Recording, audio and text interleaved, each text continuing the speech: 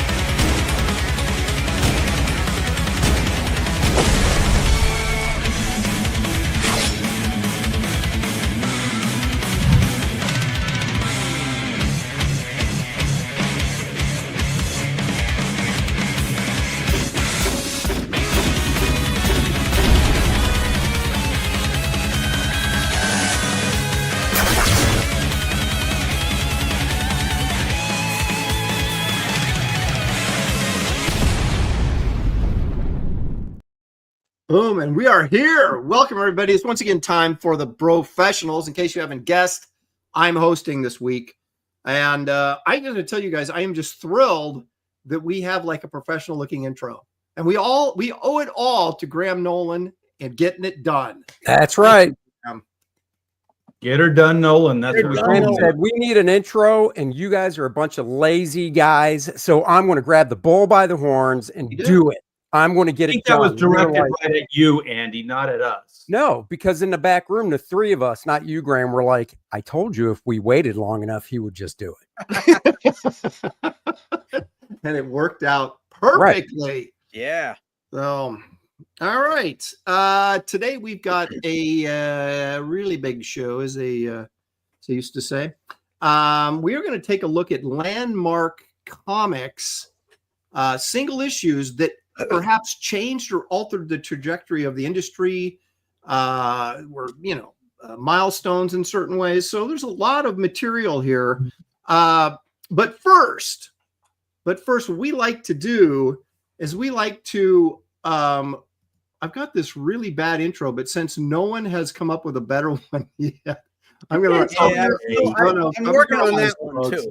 Cover your eyes. Today in comic book history. Actually, it's this week in comic history. I haven't even changed it yet. But you know what? It's like the Muppet Show. You know, like they have those like cheesy like pigs in space. You know? I know. Yeah. Well, there goes the professionalism, right? We're working on it. We're work in progress, all of us. That's right. That's right. Now, I know Graham's going to fight me on this, but that's part of the fun of the show. All right. So this week in comic book history, I went and double checked Grok, like the AI that's supposed to know more than we do, Graham. And he comes back and once again says that Action Comics #1 was released the first week of May, as well as Detective Comics 27 later, of course, a year later, was released in the first week of May.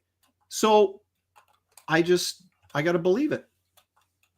Because if you can't trust Grok, who can you trust? Exactly. I mean, AI is the future. We have to sort of embrace it, don't we? So there's plenty of sci-fi stories that would disagree with you, Aaron. Yeah. So I just asked ChatGPT, Grok's ugly twin, and it says Action Comics was released in June 1938, and Detective Comics 27 says May 1939. Those are the publishing dates on the comics. On newsstand comics, you would publish the months ahead so that it would have a longer time on. No, I know that, but it's not when they were on the stands. No. I know that, and this is an honest question because I know that part of it. But did that apply way back then? Is the question, because I honestly don't know. Maybe it didn't apply. Maybe they were like, it's coming out in June, slap June on the cover. You know what I'm saying? Like when I did know what you're saying, but I don't think I think it was the same. Like, because if this came out, if Action Comics came out according to Grok in May, right? The first week of May, that would make some sense because it has a June date on there. right? There's no way that Detective 27 in 1939, 1 year later, would have come out in the same week with a May cover date on it. It doesn't make any sense, does it? And yet, AI tells a different story. It does. So we're finding out the limitations of AI to actually do critical thinking and do a little bit of research. AI hates comics history. It's true. That's exactly what it is. I think we're missing a good point here, though. 64 pages of action for 10 cents. I know. Holy shit. I know. Those were truly the Right? good old days, right? You get a big old hefty magazine for 10 cents. Yeah, and the damn things were a lot bigger too. Oh, yeah. I like that size way more than the new contemporary comics. Oh yeah. One thing I know about you, Art, I know you like it when the size is bigger. The size is always bigger. That's why I moved to Texas, because everything is bigger here. That's Oh, what I know. say. Those But then fatties I in the room grew are a a lot couple bigger. inches. We moved out here. I grew a couple inches. From 1938 to 1960, when did it go to 12 cents? 63, 64? It was right after, it was like wasn't it FF3? It went to 12 cents. I'm not sure. Yeah, But- I'm not sure. Either way, it's close to 30 years that it stayed at a dime. It did, but keep in mind that was Page count went 64 down. pages. Yeah. That was 64 pages. So it stayed at a dime, but the page count came down. Yeah. Page count and the trim size went down Right. too. Yeah. But But it still, is- I mean, It is interesting when you look at the price changes on comics. And once we got really into the late 60s, how quickly they changed. 12 cents, 15 cents, 20 cents, 25, 30, 35, 40 Well, cents. 70s is when it really that's- started to yeah. skyrocket, you know. Yeah, good old Jimmy Carter. We can thank him for that, I'm sure. well, Off the reading in that that book about the DC implosion, they were really struggling over there of going from 35 to 40, you Mhm. know, and they were almost like, oh, it would be so good if Marvel would just do it first and we can see how it works. Yeah. You know? Now Marvel has absolutely no qualms about raising prices. Yeah. Oh, remember when the dollar comics came out around 1978? like I think it was. 77, 78. Yeah. Yeah. It's like when Jeanette, it was one of the first things Jeanette Kahn instituted. Yep. Because it made sense on a couple points. One was that it raised the price point, which was an issue for magazine sellers, you know, that these comics weren't really making them much money when they could sell Cosmo for, you know, $2 or whatever, you know. Mhm. So they raised it to $1, and you had one 22-page story in there that was brand new, which Yep. had to be paid for. The rest were reprints that were paid Yep. for already. And so Yep. it was just a matter of reformatting, you know. Yep. You know, as a kid, I hated that. So if I wanted my new Batman story, I had to pay DC their blood money to get all these stupid reprints. Yeah, but no, see, I don't know, man. I'm kind of on the other side of that because the reprints that were in there, you know, back then weren't easily accessible. That's So it true. was like Oh yeah. you get were really, old-age I mean, they stories. were reprints to, you know, you were kids, we were kids, right? Mhm. But so they weren't accessible to us as easily. Now, maybe for somebody, you know, obviously that was still buying comics in their 30s and stuff, they might have been like, boo, I already own these. I got to pay $1 for this news store, and I already own these 3 reprints. But it was for always most about the people- artwork, though. So, like, you got Neil Adams doing a Man-Bat story, and then you got, like, Soldiers of Victory reprints and, like, Green Arrow and Speedy, like, bullshit. You're like, what is this? There's, like, George some Knapp. danger in these other stories, and you have Well, this, like, great Neil Adams story. Don't you think that maybe they I mean, you would probably know, Graham, did they came out with this dollar comic, but then it made it really easy to drop it down to whatever came next, like 35 cents. So they could raise the price from what the previous one was, but everybody got used to $1, and then they got that. That's probably it felt true. Like Wasn't it 50 cents first, though? Didn't it go 50 cents, then $1? It was 100 pages for 50 cents, I thought. No. It went to it went It was from the what, 60-cent 35 to giants. $1? It was 60-cent giants, 100 pages. Right, but it wasn't $1 for the book. It was 100 pages. Yeah. No. But when there was 60-cent giants, there were some great reprints. Like first Detective Comics that I ever bought had a brand new story by Howard Chaykin and Archie Goodwin. And then you had a couple Dick Sprang and Bob Kane reprints in it. You had a Alex Toth Eclipso story in there, a Jack Cole Plastic Man story, and then the last story was a brand new Archie Goodwin, Walt Simonson Manhunter story. Ooh. For 60 cents. Yeah, Art, 60 cents, 100 pages. Art. Of all that goodness. Now, sure, the Howard Chaykin one good book, one good buy, out of all those books. Not worth it, man. Good buy. All right. So anyway, whether that's true or not, that's what I was told by my favorite AI. That's the significance of this week in comics. Okay, so what we're going to do? Hold on a second, Aaron. Did you see Jonathan Ellis here had posted that March 30th was when 1939 is Detective Comics was on sale, and that April 18th, which is the official DC Comics Superman Day, let's see. Oh, there's a Grok deep search, is what James Murphy says. Yeah. Okay, so you got to do a deep search. Yeah. I just did a superficial search. So it lies to you on its regular search, and you got to get a deep search to get the truth out of that Grok. There's Katie Did yelling at all of us. Hey, hello, Katie. We'll talk softly, Katie. You can yell if you want, but we'll talk softly. Is it any shock that Aaron didn't do a deep search? He doesn't like the reference when he draws comics. You think he's going to go deep on asking Grok? I don't know how to use this stuff. All right, I just typed in "tell me this, Grok," and it goes well. And so I don't know. I'm going to ask Grok if it knows when Aaron Lopresti's birthday is. I'll bet when Aaron does his search, it's like, "Dear Mr. Grok, if you can please tell me." It was like my fan letters. Right, yeah. I would really like to know, signed Crazy Aaron. Oh my goodness. Okay, so what we're going to do in this episode of the Brofessionals is we're going to talk about significant comics, landmark comics. So I'm going to start us off in the golden age and bring up several books that are of note and why. And you guys may not even agree with me, and then we'll just kind of, we'll let that, we're not going to do it by decade. So just jump in if you've got something you want to bring up. It could be something from the 90s, could be something from the 70s, whatever. And then I guess we'll discuss the validity of what you're trying to push on us. So these are big paradigm shifts in the comics industry. So things that kind of had ripple effects. Well, you'll get an idea right now as I bring these up. Okay. Now check this out. We go back to our good friends from the golden age. Now, Famous Funnies was the first newsstand comic book. Okay. But it was all reprint stuff. So it was all collected newspaper strips. But this was the first comic book to go on to newsstands. All right.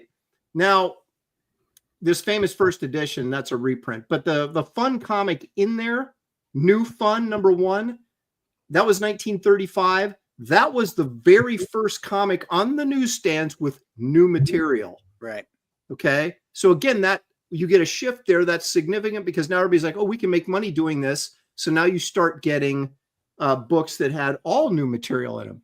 Now I have Detective Comics on here. I don't really know #1 if it's really that significant in terms of what we're talking about, but it was just another example of an early book. This is 1937 that had all new material in it.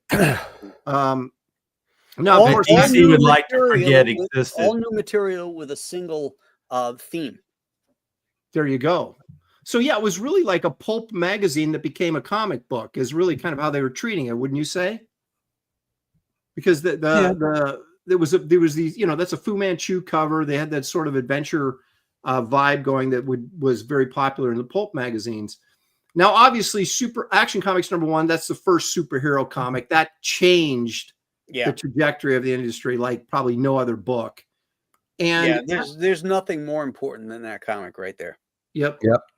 And I don't have Detective 27 on here because to me, it's the first appearance of Batman, which is significant, but it didn't really change anything because a year before was the superhero with Superman. So right. That's exactly my point. Now, Captain America #1, this is arguably, go talk to Grok, this is arguably the first World War II cover, significant World War II cover. And as you remember, this was 1941. And for about the next 4 to 5 years through 1945, that's all you had was superheroes fighting Nazis or the Japanese on practically every comic book cover. So, and, this was the first Hitler cover as well, who became a supervillain for all the American superheroes after that. So these are the kind of books I'm talking about. Obviously there's probably others in the golden age. There's stuff in the 50s, there's stuff in the 60s, 70s, 80s, even in the 90s, there's books that changed the course of comics. And so that's kind of what I want to continue that theme here. So I know as a tangent real quick, like the Captain America comic, I remember hearing, and this is more of a contemporary argument, like especially around like, was it 9/11 that, comics shouldn't get involved with real world events like that. And like superheroes, then it becomes like questionable. Like, well, if Superman's involved, then, obviously it would be hard to like not end the war immediately. Like if there was a Superman or an FF or something like that. So where do you guys feel? Because like in the Captain America time, and what did you say, 40? When was it? 41. So we were just 41. There doesn't seem like there was any issue with it. Like they were just like it was a natural fit. Like heroes are fighting the Nazis. How do you guys feel? Do you think like it's kind of not cool to get superheroes involved in like wars or like real life world events? I don't think during that period of time there was such a push towards realism. I think that in the comics, I think they were using it as a propaganda tool, obviously, and villainizing, the Japanese and the Germans would only help bolster the war effort and people being interested in fighting the evil empires, as it were. But I don't think anybody sat around and went, well, why doesn't Superman just go over there and kick Hitler's butt and the war would be over? I mean, they would do that now. Right. But again, back then you had, 10 and 12-year-old kids were the ones reading these comic books. Now you've got adults who expect a little bit more sense to be made. Before, first off, when Captain America came out, we were not in the war at that point in 1941. So Cap was fighting the brown shirts and the people that were, what do they call them? The term, I forget the term now. But they Nazis. Well, no, they weren't. They were Nazi sympathizers. Yes, but they were the fourth column, or I can't remember the term now. But anyway, he wasn't over in Europe fighting the Nazis in the beginning until we got entered into the war after Pearl Harbor. But prior to that, like 1939, Jerry Siegel was writing Superman stories about warring factions. Like, and they were supposed to be Hitler and Mussolini and all those people. And like Superman would go over there and grab this guy, and he'd grab then he'd go over to the other country and grab the other guy. And then he puts them together and goes, okay, now you two kill each other. Well, I don't want to kill him. Well, I don't want to kill him. Then why should your people have to do that? And at the end, they shake hands and all that kind of stuff. So, fifth columnist. Thanks, guys. So Jerry Siegel was exploring that aspect prior to us getting into the war. Right. I've been saying for 3 years, Putin and Zelensky, give them a pistol, 20 paces, boom, turn and fire. Whoever lives through that gets their country. See, Well, what's interesting? What's interesting is that these guys had insights into where this was all headed before it got there. That Hitler cover and all that kind of stuff. I guess that would be no different than someone doing a comic book with, Captain America beating up, what's his face from Russia? I can't think of Putin. But at the time, there was a lot of that, like you said. That war was going on in Europe, though. We weren't drugged into it, but it was going on. So I guess they were just anticipating. Jack and Joe were Jews. And so they had family over there, and the Jewish community understood a lot better than the rest of the country what was happening in Europe at that time, because stories were coming out, from family members and friends that were coming across the sea.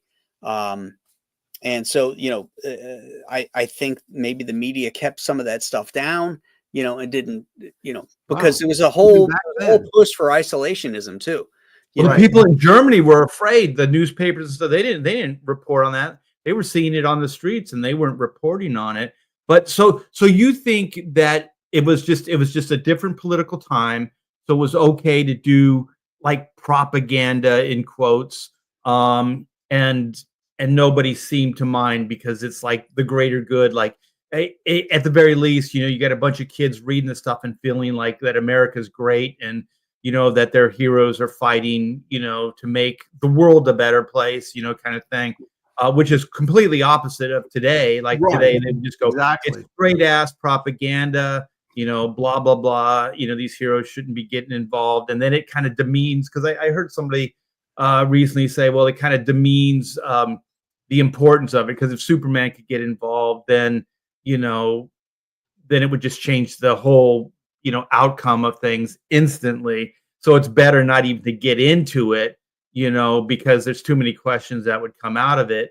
And I kind of agree with it in a contemporary way, but it always kind of set weird because there was a time when our heroes did get involved with these things. Well, but you know what? With the exception of Captain America, like Superman, Batman, they got into it on the covers, but the stories in the interior, they were not fighting the Germans, the Nazis. Yeah. I mean, there was only like one or two stories of Superman, like one where Clark Kent tried to join the army and he ended up getting labeled 4F because when they had him do his vision test, he used his X-ray vision, was reading a chart in the next room. So he completely failed. What an idiot. Yeah. What a moron. Who wants a guy that stupid in the army? I know, really. I don't think Clark Kent really wanted to fight. I think that was the way out. He didn't, but Superman did. That's right. It's interesting because they were using it they were using the propaganda on the cover as a sales tool. Yeah, sure. But they weren't even doing it in the book. I mean, right. I think for that very reason that Art was saying was that, like if they do a story about Superman ending the war, let's say it's 1942, we were getting our ass kicked in 1942. And so they do a Superman story, about him, beating up Hitler or whatever. It's like, you got these young boys over there fighting and dying. And here's this, this story minimalizes it. Yeah. So they used it on the covers to sell stuff, and to be patriotic. I mean, I love the one of Batman and Robin on the machine gun with that big old water cooled machine gun, like shooting towards you. It's a great one. Absolutely. So, I mean, that's an interesting. I didn't think we'd get into that topic, but that is a really interesting. Well, I apologize. I'm the big no. It's interesting. I hadn't thought about that. It's completely bro. Yeah, it's totally bro. I'm in off topic, but it's cool. Yeah. That's what we do. I'm going to share your screen. We're going to jump way ahead with Andy, and I want to hear him defend this. All right, go defend ahead. What? It's a death of a major character. Heroes. It's not the first time, is it? Well, no, it's not necessarily the first time, but I'm trying to think. This one stuck out to me when it comes to previous Marvel stuff. This just seemed like a big one because he couldn't save her. He's dealing with just, failing about it, and it kind of resonated through, and it still did. Well, discount whatever Marvel's doing now, but through the 80s and even into the 90s, it still kind of resonated through. I don't know. I think I think it had some type of impact on the industry besides just. I don't think they did it for like a sales point. Did you know what I mean? Did, because there was never a character, that was so integrated into the backstories of the characters that died in such a public way. Characters went in and out, but I can't think of anything prior to this where a major character, supporting character, was killed. Yeah, that's true. And his girlfriend, and it made perfect sense because they were getting themselves in trouble. They're like, these two have to get married, and we can't have them get married. Right. So what else are you going to do? I was more as much, and I loved Gwen Stacy because she was like the perfect girl. And so I was just really devastated when they killed her. But I was shocked that they killed the Green Goblin because it's like, you just killed the best supervillain. I mean, that I don't think we've ever seen. And they still haven't brought him back. I mean, they brought back replacements, but Norman Osborn's like still dead in comics, isn't he? I think.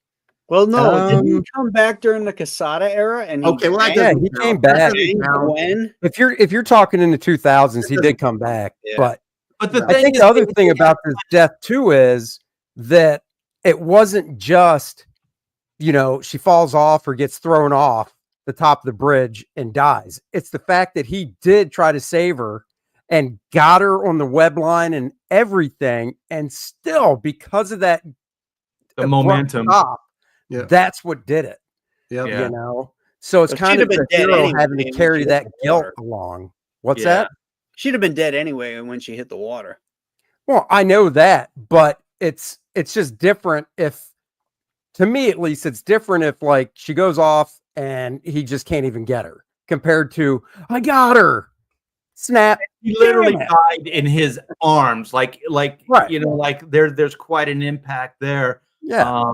But I want to like the Green Goblin. I was just thinking about like there was a replacement Green Goblin, right? So there was Harry Osborn became Harry Osborn, and I was just thinking like there's this debate always in comics is like the Joker is allowed to get out of jail, go back in jail, kill, go like all this back and forth thing, and then the argument is always like, well, why wouldn't there be a death penalty? Why wouldn't he be put down? Why does this cycle keep happening? And I think it would be interesting, like that it seems like the Green Goblin creators, whoever came up with those stories, I don't know if it's Stan or whatever. I don't think it was Stan, right? Stan didn't know. It was Stan didn't know. And so the idea is pretty cool. Like you have a villain that dies, pays the price, whatever, but then you have a replacement. So it would almost, in essence, be like if you killed the original Joker, and then had a Joker to replace him. Right. And then you could kind of feel like, okay, justice was served finally, but there's this other Joker, kind of thing. And I think that, I don't know if DC could pull it off as well, but I think Marvel did with the Goblin. Like, if you think about it, like that's pretty genius, that they killed the sacred cow or whatever it is, their moneymaker, and then actually replaced them. The costume change isn't that much either, right? It was pretty much not at all. It didn't become really a different character until the Hobgoblin in 83, I think, is when they brought the Green Goblin back. But they had someone discover the Green Goblin's lair and then kind of make his own Goblin thing out of it, and that was very successful.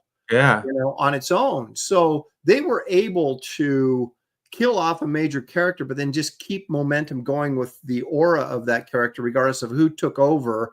And then make it interesting with the Hobgoblin when it became a different character, but it was still based on the same character. So the legacy of the Green Goblin just continued on even through a different character. Which are there more legacy villains? Because you always hear about like legacy heroes. Hang on one at a time, guys. Go ahead, Graham. They did the same type of story arc when they introduced the Hobgoblin, in that the readers did not know who he was, and that was a mystery. And then they actually changed it. That was a big argument between Stan and Steve, was who was the Green Goblin. Right. And I know with the Hobgoblin, it was supposed to be, I guess it was Betty Brant's husband was Ned Leeds, right? That's who it ended up being, but they originally wanted to be like one of the gang lord members. I can't remember now. Oh, it wasn't always supposed to be Ned Leeds? No, it wasn't supposed to be. It turned out that's what they used. Okay. And who created the Hobgoblin? Somebody help me out. Was it Marv Wolfman? No, who was it? I think it was Roger Stern. Was it Stern? Maybe. We're talking into the 80s now, right? Yeah. I'm pretty sure that was Stern because that's when J.R. Jr. was drawing it, right? Yes. Yeah.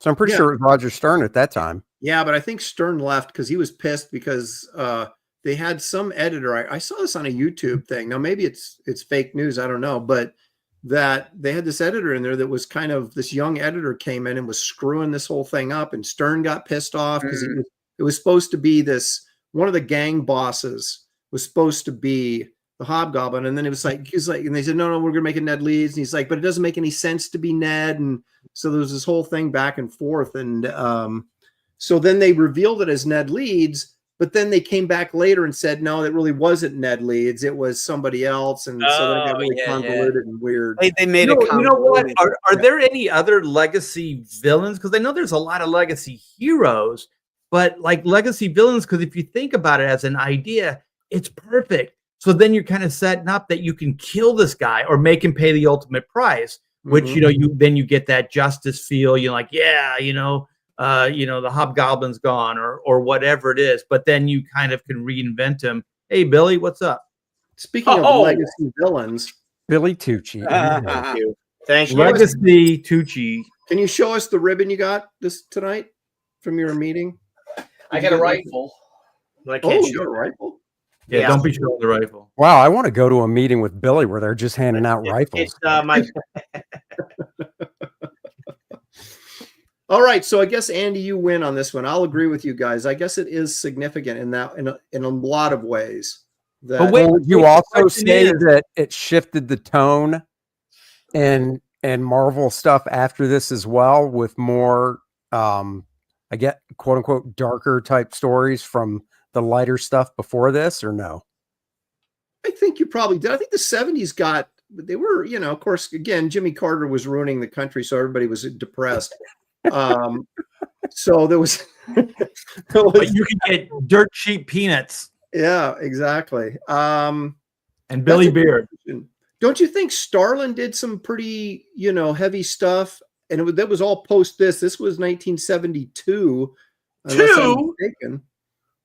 So what year was this? That's a good question. Well, it's 20 center, so it could have been 73, but 73. It was 73. 73. It was definitely early 70s. Yeah. Yeah. So Starlin didn't really start that stuff, I thought, until after that. Oh yeah, but what I'm saying is this could have opened the door for more stuff like that.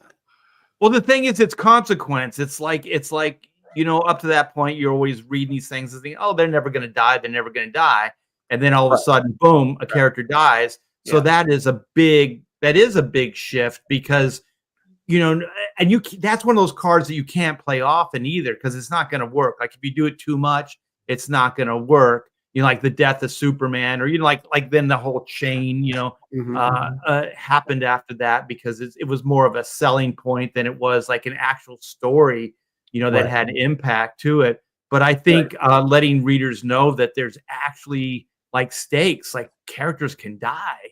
That's pretty monumental. Yeah, you're right. Yeah. If a title character gets killed, like Death of Superman, it's bullshit. They're coming back. He's going to come back.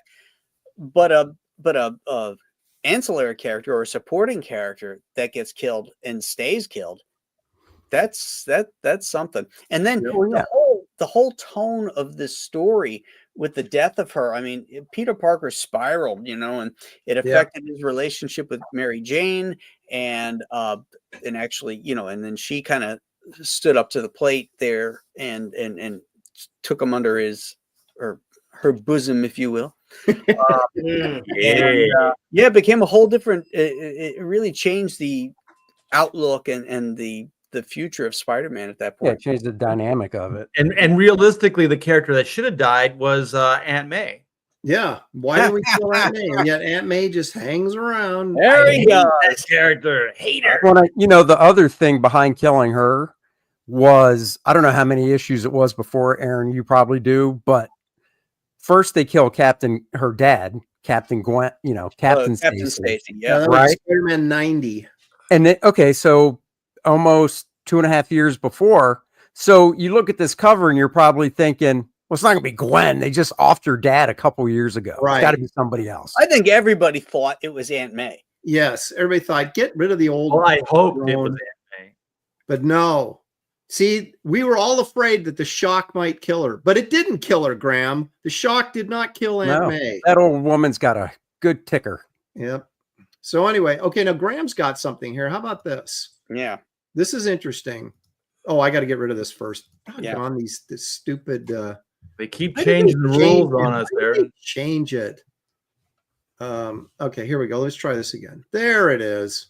Yeah, this Graham. this changed comics in the Silver Age because it established continuity with the past. This is the return of the Submariner, who was a Golden Age character that Timely, the predecessor of Marvel, published. They brought him back in the 50s for a short period when it was Atlas Comics, and then it died off. Same thing with Captain America. But then once Stan launched the Marvel Comics, by the 4th issue of the Fantastic Four. Now, bear in mind, now there's no Hulk, there's no Spider-Man, there's nothing. There's only the Fantastic Four at this point, and they bring back this character from the Golden Age, and then becomes another layer in the Marvel universe. So it really changed because then by Avengers 4, they bring back Captain America too. That's right. Well, I'm going to throw this at you and see what you think about this, because I knew you were going to do this. So of course I'm going to do this to cause a little bit of friction.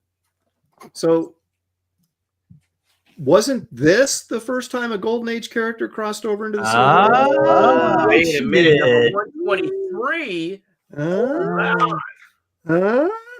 Now, for Marvel, it's significant for Marvel, but go ahead, Graham. Go ahead. Well, okay. So just to be the dick that I am, I would only argue that DC Comics was DC Comics, and Marvel Comics was originally it was Atlas and it was Timely, and so they had different heads on it, But so it's a minor thing, but you're right. You're absolutely right. Well, wait, if we're going to do that, because I honestly don't remember, wasn't Hawkman brought over in Brave and the Bold before this, or no? Was it the Golden Age? It was the Hawkman's after this. Hawkman was the Silver Age Hawkman. Yeah. It wasn't the Golden Age because the first appearance of the Silver Age. You know what? You just But no, because I know what you're saying with Silver, but it was the same. It was the same character name and everything, wasn't it? Wasn't it Carter Hall in the Golden Age as well? It was Carter, Carter, not Katar, Katar. Okay. Yeah, I want to say that was an updated Silver Age version of the Golden Age. Just like Flash was an updated Silver Age version, whereas the Fantastic Four is a brand new universe. Right. No, certainly for Marvel it was significant because because like you said, it followed up with Captain America in Avengers #4, and then we've got the Red Skull showed up in Tales of Suspense, if you remember, the Golden Age one, and then they brought him into the current timeline. Right. They brought him back. They dug up that bunker and they were kept alive with some gas or something that was in there, put him in suspended animation. Yeah. That's the story where he finds the cosmic cube. Yep. Now Wolverine has a good comment. He says Flash of Two Worlds established the Golden Age as a separate world. Submariner's Return established the Golden Age as main continuity. Yeah. Oh, okay. Exactly. Okay. I'll take that. Kellraiser for $4.99. Thank you very much, Kellraiser. He says there were the Harry Osborn drug Spider-Man issues that were not Comics Authority approved. That was pretty serious tone. That's an excellent point, because you could argue that by doing that, they kind of pushed the code a little bit and allowed more stuff to go on, even though they didn't destroy the code, but they certainly pushed the code into accepting, more mature themes that they had originally rejected. Yeah, we talked about that last week. Yeah, we did. Spider-Man 96, 97, 98. Yep. And then, of course, followed up by Green Lantern, Green Arrow, but that was code approved because of what Marvel had did. Yeah. So how long was it between like the time that Submariner stopped being published to the time he appeared in that Fantastic Four? Probably 10 years. Eight. Was it? So then basically the fan base had probably moved on by then. So they probably didn't even know about the Submariner character. So to them, it probably seemed brand new. Yeah. Yeah. I'm sure to a majority of the reading public. Yeah. Submariner seemed new. So historians looking back, it becomes like one of those really cool creative stories.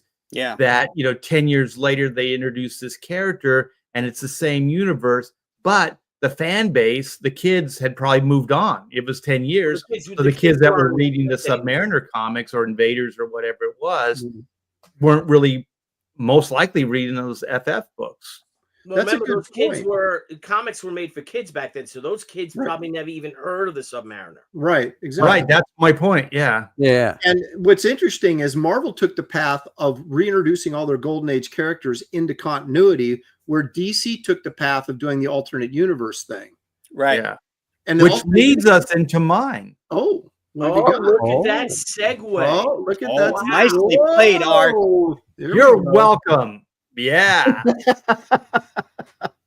So I'll tell you, because I was the right age when this came out. I was really interested in comics. I'm kind of thinking maybe I'll do comics as a profession, whatever. And this thing came out, and I was just such a naive, because now I think like, well, it wasn't that great of an idea, but at the time it seemed revolutionary, right? It's like, DC had all these universes, and I bought into like, oh, well, it gets confusing for the reader. How do they keep track of all this stuff? All that kind of the way they sold the Crisis. So then the idea was a creative exercise of like, okay, so you have all these different universes. How do you create one universe out of that? Marvel obviously had already thought about it, like Graham had brought up. It's like, well, it already started as one coherent universe. Right. But for some reason, DC didn't do that. So they had like two. And then they started creating all kinds of other Earths and stuff like that. So to me as a kid, I never had a problem with it. I always looked forward to like the JSA, JLA crossovers and, stuff like that. So I always knew there were two Batmans. I had my favorite Batmans and Supermans and all that other stuff. But I do remember at the time, like all the way they sold this thing and everything, I was hook, line, and sinker. I was like, yeah, one universe, who will live, who will die. And so it was 12 issues, right? And there was always something like that was just groundbreaking, like some cosmic shift happened every freaking issue. And they killed Barry Allen, the Flash, but he died with his boots on. It was such a great death, like that George Perez where he's running and his skin, everything is just like melting off of him and all that stuff. It was like the Alamo in the DC universe. You know what I mean? Like, there's going to be a lot of casualties, but it's like, how do they go out, kind of thing. And so then I also thought what came out of this book, which was one of the year one books initially, I mean, DC can never, they can never really continue. They usually end up shooting themselves in the foot pretty quickly after they create like a masterpiece. But even the year one stuff I thought was great, the Frank Miller, Mazzucchelli, the John Byrne, Man of Steel, even Lin Wein and George Perez's Wonder Woman. There was some really good stuff. So anyways, I mean, you talk about like the first death. This was like entire universes, dying. And I thought that antimatter, whatever. Yeah, but do you think DC would have done this if they didn't see the success Marvel had with Secret Wars first? I've debated people with that, and so they're like Secret War fans, but I read both, and to be honest, the Secret Wars didn't really connect the way this did to me. So maybe it's just a personal preference. I agree with you. Secret Wars was basically just pushing toys, a toy line, really. Yeah. But it was the first 12-issue maxi series and it did obviously do really well. And DC always seemed to be the one. DC always seemed to be chasing Marvel, like, oh, Marvel did it. Let's try and think of something we can do that's almost the same thing, because this was a 12-issue maxi series. Now they had a good, like you said, their concept was great because they did have the separate golden age and current, the different worlds. So it was a great concept to bring everything together, and it wasn't just basically pushing a toy line. But I just wonder, they were passionate about it, like not just DC as a company, but everybody that was involved with it. I mean, they were all in. Like they tried to do stuff like that later, crisis this, crisis that, but it was never the same because you knew these guys took this shit seriously because they were basically destroying the DC universe. Who was the architect of this? What do you? Like, whose idea was this? Who was the main writers? Well, there was Marv Wolfman, but I don't know. Marv Wolfman wrote it, but I don't know the history behind it in regards to who brought it to like the table at DC and said, we should do this. And then did they go hire Marv, or did Marv? I don't know if Marv brought it to the table. That's right. I don't know the history of it. Like Dana was there. So I have a feeling it just kind of organically happened because these questions, I mean, Graham dates back, like even after this, like there was a lot of questions. It's like, is this confusing for readers? These multiple universes, all that stuff. And then, there's a lot of people that actually sign off on it. I don't anymore. It's like, oh, well, there's 50 years of history. Kids just coming in don't get it. Well, I came in years after a lot of these books, and I never had a problem. I look forward to going to get the back issues, and reading more. So I never had a problem with it, but as a creative exercise, I do think this is more significant because look at the obsession with multiverses now. Oh, yeah. Wasn't this really the first sort of the DC crisis, the first multiverse type thing in comics? I mean, the Secret Wars wasn't really that. Well, it is. The ideas existed prior, but as far as like these universe, like there could only be one kind of Highlander style thing. This was definitely the first because there was Earth 1, Earth 2, when I was a kid, like I said, GSA, JLA crossover too. Yeah. What's that? Earth C as well. Once they acquired the Fawcett characters, the Captain Marvel universe existed. I thought they should have kept that separate too. By the way, I know it's a little aside, but I agree. He should never have come into the DC universe. I thought that was a big mistake. No. Too repetitive. Glitch all the way across the pond for £2 says money. Hey, I'll take money. All right. Since Billy showed up late, I was saving this for Billy. Please do. Tell me what you guys think of this. Please do.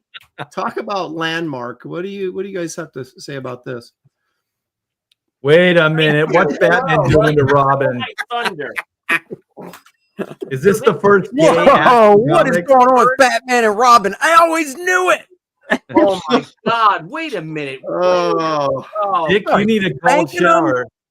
Wait a minute. What's happening in that second panel? That's Aaron's favorite issue of Batman. It's the only issue that Aaron has CGC graded a Batman in his whole wait house. a minute. Hang on a second now. Now, you guys, we've all seen the first panel, right? Where they wake up in bed together. But I gotta back up. You guys, like behind the scenes of the green room stuff, this word is like a big thing for the pros. No, listen to this. I don't know what you're talking about. Listen to Robin talking to Batman. He goes, "This is the first chance we've had to finish cataloging these trophies since you returned. Gosh, Batman, remember this leather thong? It still has your teeth marks in it." Oh my God. Jeez. Wow. Yeah, and then here's the two characters in bed. Oh my gosh. They slept together apparently back in the good old days. In the good old days when I had no money, there were San Diego cons where people were sharing beds. Well, anyway, just at a con. That's right. I didn't share a bed at a con. We agree that what happens at a con stays at a con. Yeah, it's not gay if it's at a con. Not gay if it's at a con. Whoa. Okay, that was just a joke. But anyways, Well, obviously somebody cropped that Batman and Robin thing, where Oh, yeah. someone Yes. said they were riding a bicycle. Obviously. Randy Right. Hell says they were riding a bike together, a tandem bike. So gay. there's nothing gay about a riding tandem before, Come bike. in. Billy, why don't you talk to us about maybe some significant things that have happened that you know personally in comics that Crazy. maybe changed the environment? Well, I think now this I think might be a little controversial, Okay. but I think that it did cause a cataclysmic shift in the comics industry that resonates to this day. And if you could, let me share my screen. Yeah, maybe that would help. Yeah. You guys make fun of me with my tech problems. I have no Okay. problems. I think it's your timing that's hilarious. All right, here we go. All righty then. It take forever, why don't you? Lady Death #1 by Coffin Comics. Now, James Murphy, I'm not going to talk about me. Let's talk about Lady Death. So yeah. Oh, did this come out before She? Yes, I believe it came out on the 9th of February, 1994. Did this come out before Vampirella? Yes. Okay. So this Vampirella came out in 1969. yeah, but it was Vampirella was a magazine. Vampirella, Yeah, no, I know. I'm just saying. That's true. So this book came out, and Brian had printed 50,000 copies, had a chromium cover, and he promoted the hell out of it, as Brian does, and it sold out within weeks. It became a big hit. A few weeks later, now I had no idea this book was coming out. She #1 came out. And I think that people didn't want to miss out on Lady Death. So they bought She. We made 50,000 copies. When I published the book, it was returnable because I promised a glow-in-the-dark cover. And then, my printer refused to do a glow-in-the-dark cover, said they didn't do a glow-in-the-dark cover. So my book was returnable. So the first week came, and we got a box of books, almost 300 books returned. I'm like, oh, my God. Anywho, things, word of mouth, et cetera, et cetera. Within a month, I had reorders for over 140,000 copies for She #1. Wow, that is A week or two later, after She #1 came out, Vampirella came out #1. And that launched the Bad Girl Craze, which actually served as a nice kick in the pants to the comic retailers, because the image boom had, the death of Superman, the image boom, it sort of subsided, and this was the next thing they were looking for. Speculators, etc., sold a lot of books. But here's what's interesting, is that because of Brian Pulido and Lady Death coming out and selling out, right? My book came and sold out, right? She becomes a popular book. She becomes so popular that Everett Hartsoe, the publisher of the Razor Annual #1, which was the very first appearance of She, which came out in January of 1994, very small print run, really didn't cause any ripples. But that summer, She was so popular, he did a She, he called it the Razor She special, right? So thousands and thousands of copies. Joe Linsner did the cover for it.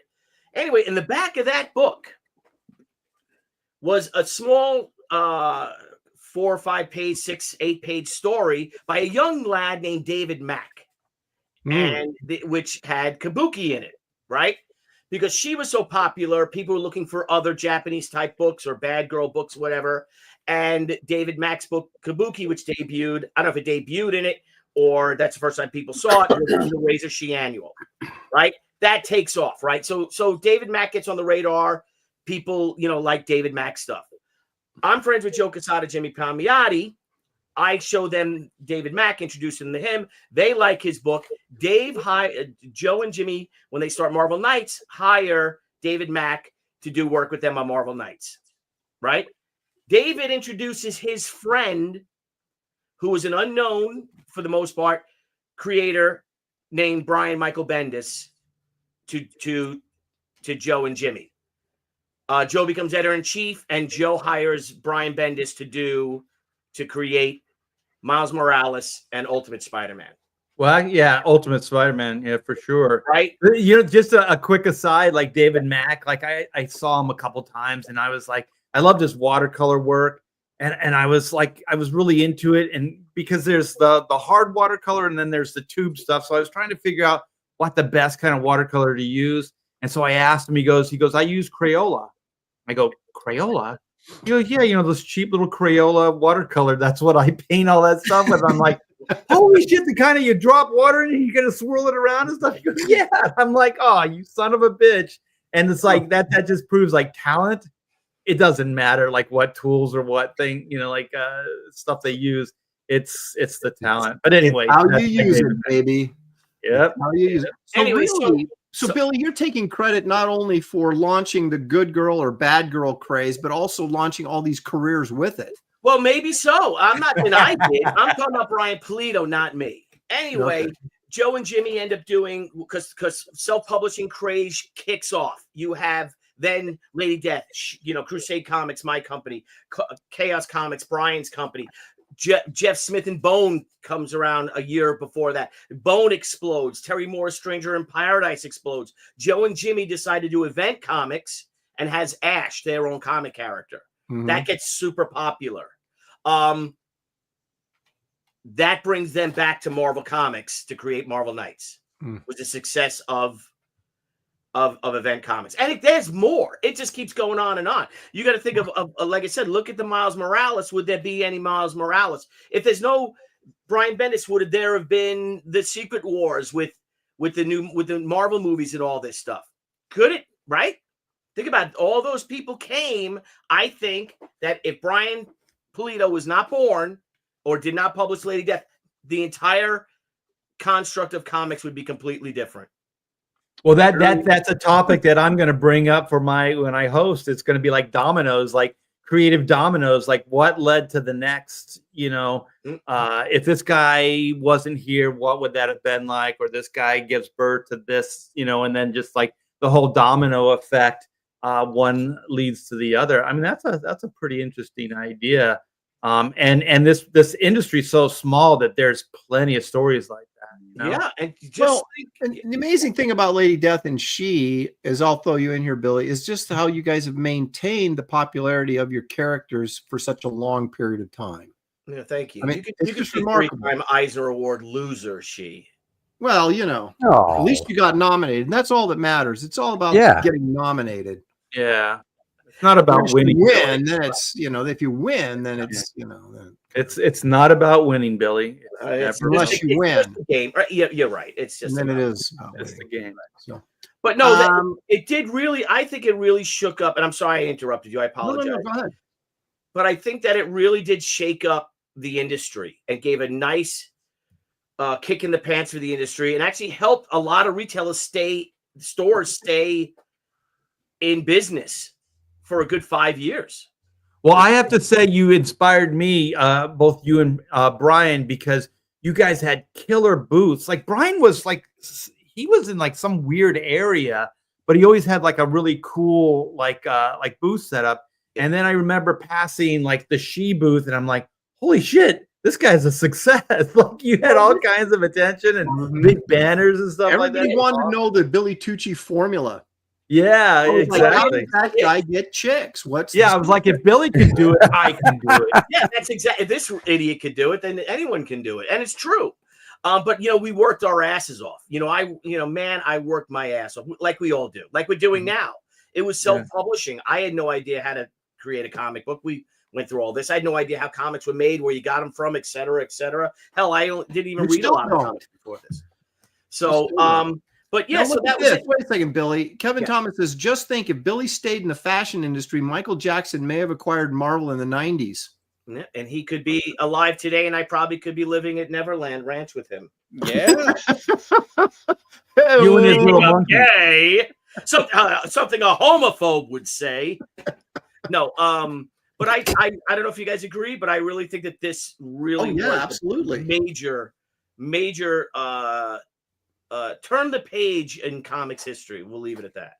Yeah, Well, I think also so. it showed that comics was ready for something like this. You know what I mean? Because this kind of like, a woman pushing the envelope kind of adventures didn't really exist on this level before. The only one I can think of is maybe like Red Sonja, in the day. Well, But other it than also that, does, Art. It also tells you that the audience at this point was getting older, because when we were exactly. kids, we didn't care about female superheroes, but as an adult male reader, now suddenly this is of interest to you. Yeah, And that it gay also- comics. Yeah, Yeah, it also launched Gay comics. Thanks. it also launched the second indie revolution, right? So we had the Turtles and all that stuff in the 80s when it was this black and white craze for a few years, and it died out. But this launched the color. We can compete with Marvel and DC, which was 100%. a very different thing. And that's another thing that also, I think we were a major reason why the comic book exclusives happened. I think that's why Marvel decided to buy Heroes World, because we were getting so popular and outselling them that in Previews magazine back in the day, you would order your comics. Comic shops would order them for Previews magazine, and I was, you have Abstract Studios was Terry Moore, he's A. Cartoon Books is Jeff Smith, he's C. Chaos Comics is Brian Polito, he's C. Crusade Comics, my company, is C.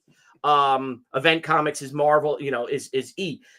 Then comes D. DC was after us, right? So we're now on page of the previous magazine. We're on page, say, 24 of the catalog before you get to DC, before you get to Marvel. And we were gobbling up a sizable chunk of the market share. Yeah. And then when the whole exclusive thing happened, Marvel got the bright idea to buy their own distribution network, their own company, to self-distribute their own books. DC then flipped out with Image and all that stuff and decided to partner with Diamond to create these exclusive deals, right? So you had Dark Horse, Image, Marvel, right? Those were the three big ones in the front of previews. And then it was the best of the rest, they called it. So now, like I said, she would be on from Crusade Comics, say on page 24, 25. Now we're on page 224, 25. And that literally helped squash us, crush us, I mean, we survived, I guess, for the most part.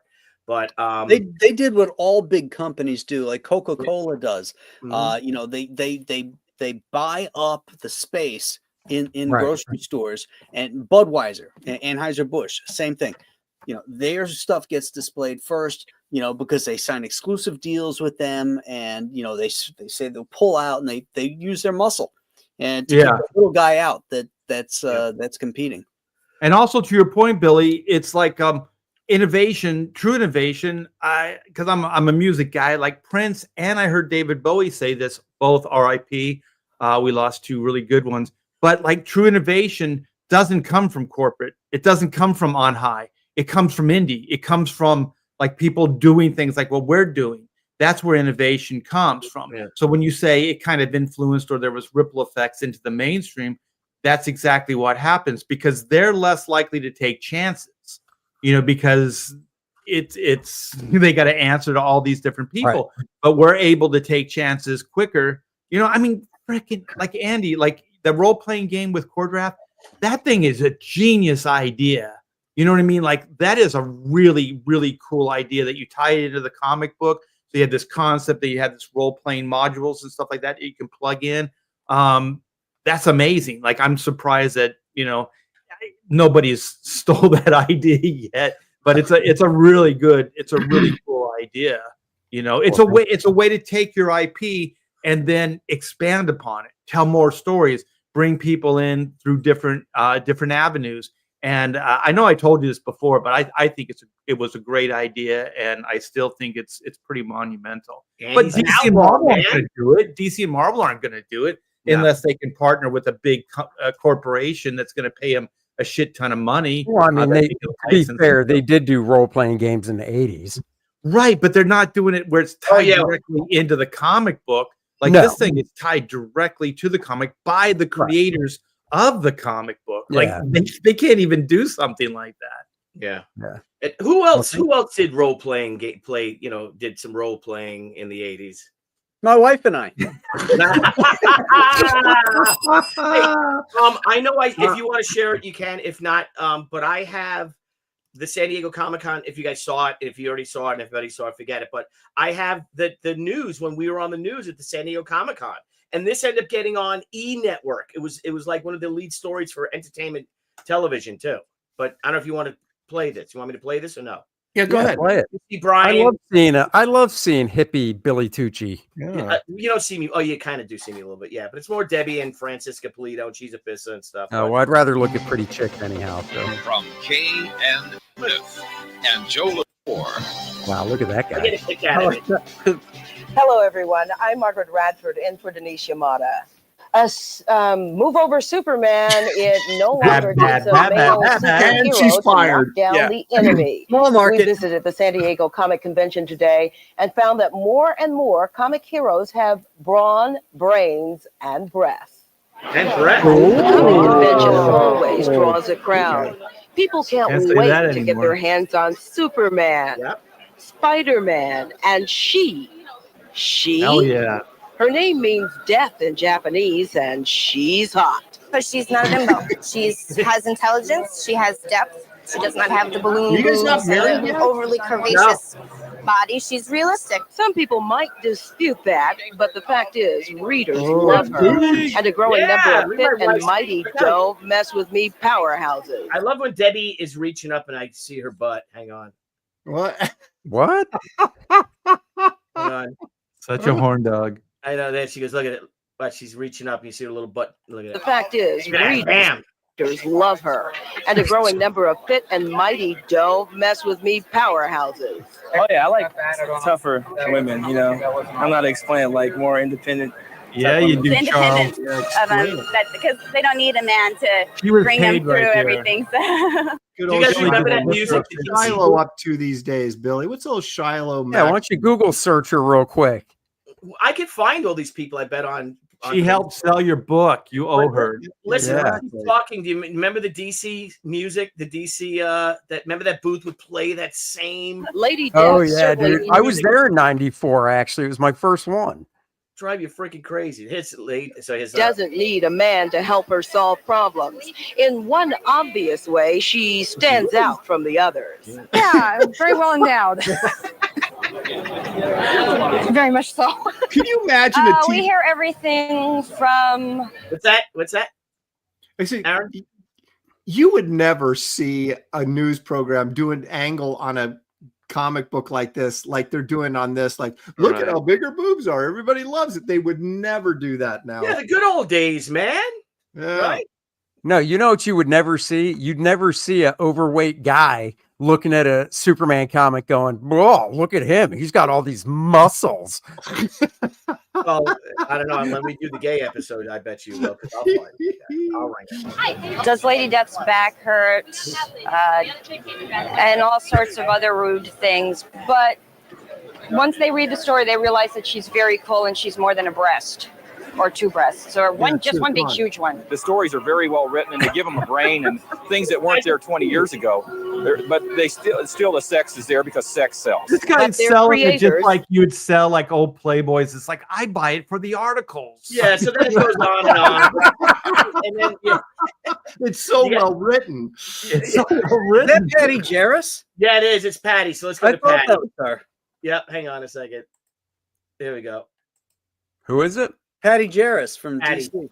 All right, hang on. There's nothing more Oh, that's beautiful. But their Oh, creators, Billy. nearly all men, deny practicing a sex sells strategy. She does show skin, but I think tastefully. Good guy. I mean, I'm going to keep the comic book tasteful. Personally, and that there's nothing more beautiful in the whole world than the female form. Damn Wonder right. Woman has kept her form for some 50-some years. Oh, Brian But Bowen. some things never change.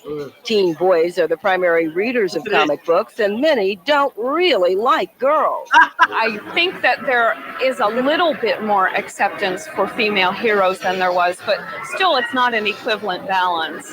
I think it's reflective of our readership and sometimes of our creative pool still being primarily male. Then again, Yeah, Superman baby. never You know what? had a It's never gonna swimsuit change. issue, Forget over it. and Lady Death does. That's why. Cool, right? The San Diego. Cool, And man. by the Roy way, Pratt? Art of Roy apparently looked up Shiloh.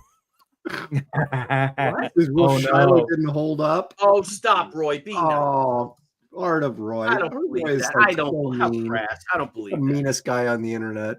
My It's God. what's on the inside there, Hey, Art. you Roy. should look her up and send her a DM and say, I don't know if you remember, but because of you, we're still around. Give me your address. Well, I I'm think it's her sending you a dad, 30th right? anniversary. There was two of the. There was Shiloh and her dad were two of the. I think she looked like a kid, and that was her father. You should be like, tell your old man I said hi. And she'll be like, he died. He's dead. Oh my Yeah, God. you Bastard. yeah, Oh, you heartless bastard. You heartless bastard. All right, I'm going to take us back real quickly because I have a few things that I think are significant that I want to throw out there. Yes. This obviously was the first comic book that started the Marvel Universe, but also the Marvel, not only Marvel Universe, but the Marvel way of doing comics, which was very Right. different than what DC did. So we got to give some kudos to FF #1, as Graham Nolan is pulling it out of his back pocket right now and going, I'll unroll this $100,000 book and just kind of flip through it, like get some coffee stains on there. You know, Aaron, I'm going to during read it COVID, again tonight. You know, during COVID, Aaron, there was a toilet paper shortage. So Oh, I would have no. like FF1 in there, and I would just like tear off a page, you know, and use it as needed, you know. Wipe the caboose. It was tough times back then. Yeah. I got through Hulk 1 and 2. I almost had to crack number 3. Oh Lord.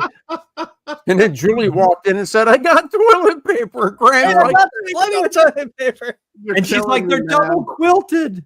You're killing me. All right, Unlike your comic books, they're double quilted. that's right. Okay, now this is Graham's got a bunch of paper cuts on his You guys ass. know this first significant black superhero within the. He's not the first black superhero. The first black superhero was Lion Man in All Negro Comics #1, and that is the total truth. But he wasn't on the cover. He was just appeared inside. But this is the first major black superhero, and this was what, Graham, 65, 66? 66. Yeah, I mean, this was early on. This was significant, Wow. I think.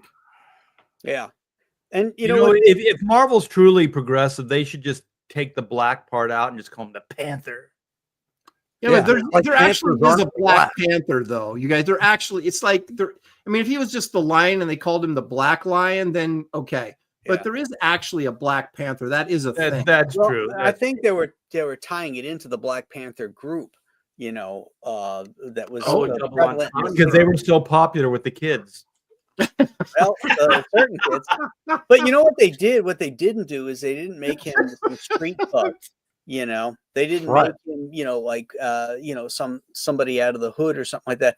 They made this guy a king of this super scientifically advanced African Yeah. nation. Yeah.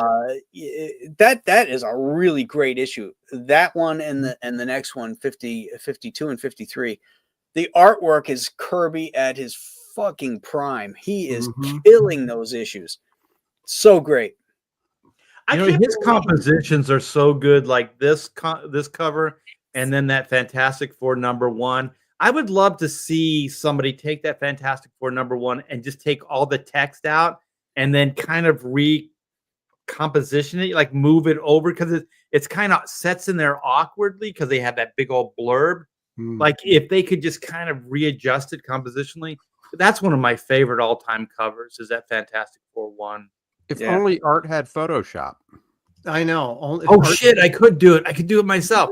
But have you guys, I think Art Adams reconstructs or redoes that cover, and it's so amazing.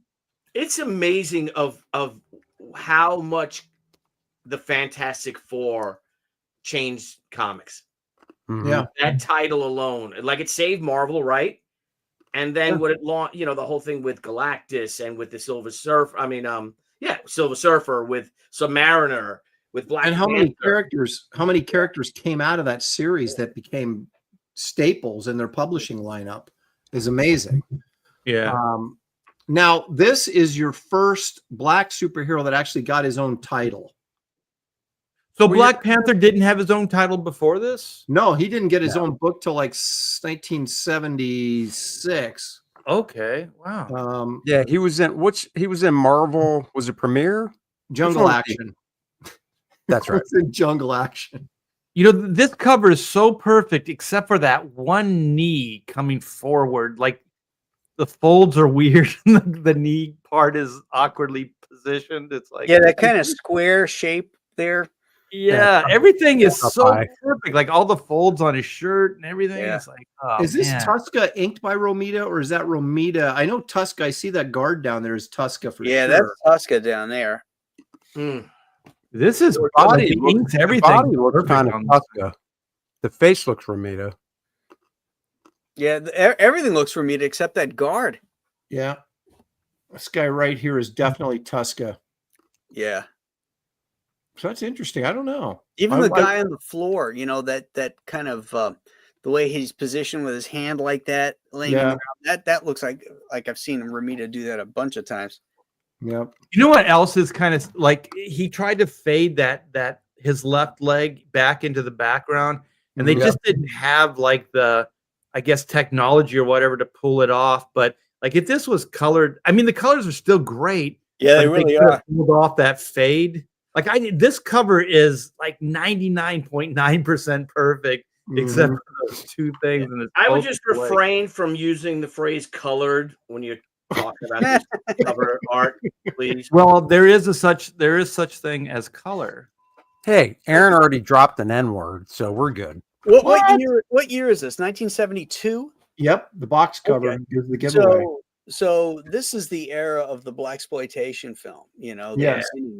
You know, well, that's why they did it. That's why they did it. But it's still, I mean, significant in that the popularity of this character sort of endured for quite some time. I mean, I don't like the newer version. I like the 70s funky version here. Oh, yeah. Yeah. I love the boots.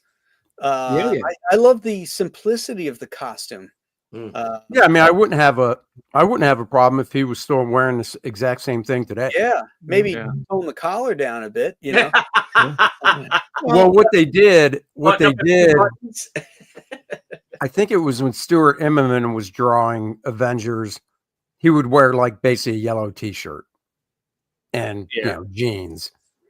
So you still kept the motif, but I think this is cool. Yeah, you could argue, and the chain represents the slavery. Yeah, you know, that was the concept behind and the shackles on the wrists. Yeah, exactly. Great stuff. I think that's really cool. If you remember the origin, right? So he was in prison, wrongly accused or wrongly convicted of some crime. He gets a Captain America type experiment done on him, and then breaks out and becomes Luke Cage. But the great thing about this was this may be the first anti-hero too, because he was charging for his services, right? It was like, I'll help you, but it's going to cost you, which I thought was great. He was like the first capitalist superhero. Yeah, exactly. I don't know. I wouldn't call you'd call him an anti-hero, wouldn't you? What would you call the Punisher then? Just a vigilante, or no, he's not an anti-hero. He's a capitalist. No, Aaron did. Aaron said this could be the first anti-hero. I don't know, because he had kind of the dude, and he was kind of like he was kind of a badass, and he's almost like a hero for hire. Yeah. Yeah, but that automatically you call into question, and what kind of hero is if he charges for his services? I thought it was I loved the concept. I loved this character when it came out. I was like, what was weird is I guess the sales or whatever, they brought like Iron Fist into it. Yeah. So I don't really remember the story. So were both of those guys in business together, and they would just kind of advertise in the paper and try to get clients? And they dropped the hero for hire on issue 17. He became Power Man because of what I was just saying. Everybody's like, can you really have a superhero that charges for his services? But hey, Aaron, when your toilet is overflowing, your superhero is a plumber, and he comes and he charges you, and you just think he's like the greatest hero in the world. He ain't lying. Well, you know what else? There was what was the character, the Human Target? Like, wasn't he kind of like a hero for hire? Like you could hire him, and then he would become the target to bring out like whatever bad guys. Like that. You know? and then I love this concept because remember was it? I think it was Spider-Man #1, or when Spider-Man went to the FF and wanted to join the FF, and he's like, found out he didn't get paid. Yeah, he goes, yeah. How much does the job pay? And they're like, what do you mean pay? I remember that issue. That was fun. I remember as a kid, I was like, pay what?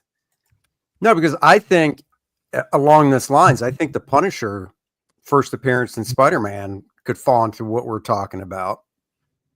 Well, the Punisher wasn't. But he killed They made people. him a hero later. They made him an anti-hero. No, later. I know, but I'm not saying like Luke Cage. I'm saying the introduction of that character being basically he's a vigilante. He kills people, but in his eyes, he's a hero because he only kills bad people. You know what I mean? Right. But they were all bad, like Arnold. Yeah. I always thought the Punisher was like, it was a good one and done, like Spider-Man villain, but I thought like that character, I can't believe that it actually from my point of view, got a following and that people liked the character. Because to me, he really wasn't a superhero. And if they brought him into the Marvel universe, and I was thinking, there's no way these other characters would even let this guy exist. Well, something we haven't brought up was Frank Miller's Daredevil, and then didn't that really start? It paved the way so that for way more violent and crime oriented, and there was that's what made the Punisher viable as a superhero was Daredevil, and then the Dark Knight. Yeah, that character was struggling up till I think that Frank took it over. But actually, Denny O'Neil was doing some pretty cool stuff too. Yeah. Denny and in he was the working with Spider-Man David Mazzucchelli at one point. Those books are really good. Yeah. Hey, going back to Luke Cage, share my screen. Oh, there you go. Now, this is one of the best scenes. Look at this. When my men reported a crazy black man in the Fantastic Four's craft, I knew it had to be you. Where's my money, honey? Money? What money are you talking? You mean the money I owed you for tracking down my robots? You came all the way here for that? A paltry $200? You are crazy. I thought you were working with Reed Richards. I thought that overrated fool had begun another idiotic attempt to bring me to what he calls injustice. But this is all for some stupid debt? Not stupid to me, Doom. Put in an honest day's work, expect my bread for it. You sorely try my patience and my renowned good nature, Cage. There's a revolution raging outside. I have no time for trivialities. Get out of here. You want me out? You put me out, Tin Man. You can try. Try? Bah! You waste my precious time. This is a sample of the pain my protective armor can inflict. And this is a sample of my fist. Yeah, baby. Wang! Is that Tuska? Who drew that?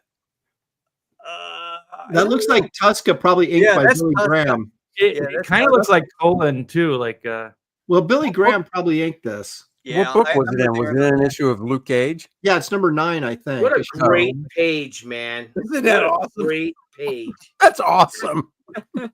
Here's my fist. Give me my 200. like working as a freelancer, you can completely relate to this because there are times where you have to fight to get your money. Dude, $200 in the 70s in New York? That's a lot of cash. Yeah. But even the storytelling, look at all the different panel types, Yeah.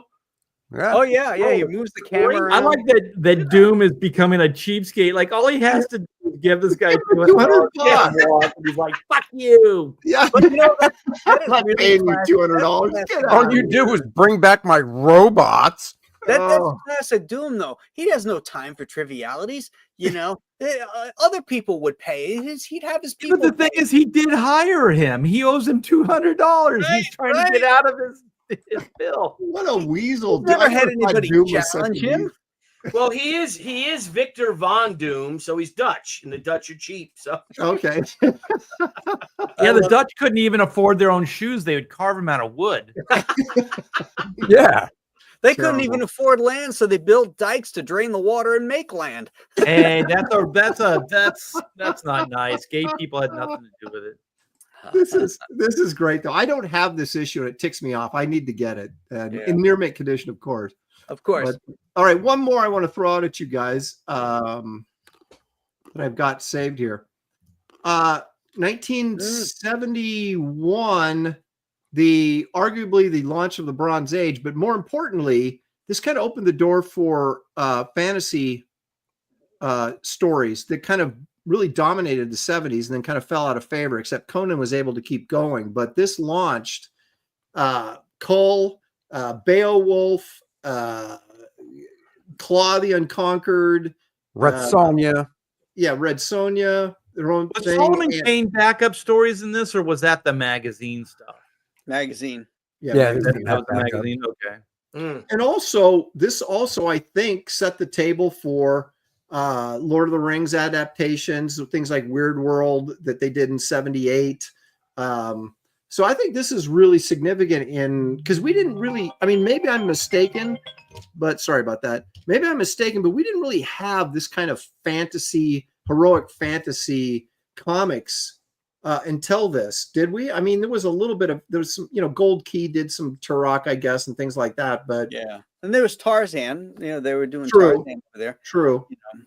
Hey, what was that character, like Iron Jaw or something? Was it? Yeah, Iron Jaw. That was Atlas. Iron Jaw was Atlas. Yeah. Was that before this, or was no? it? No. Is that Mike Grell? Did Mike Grell create Iron Jaw? It was like Neil Adams or Neil something. I don't know who created it. Neil did the first cover. Pablo Marcus drew it. Yeah, Marcus created Iron Jaw.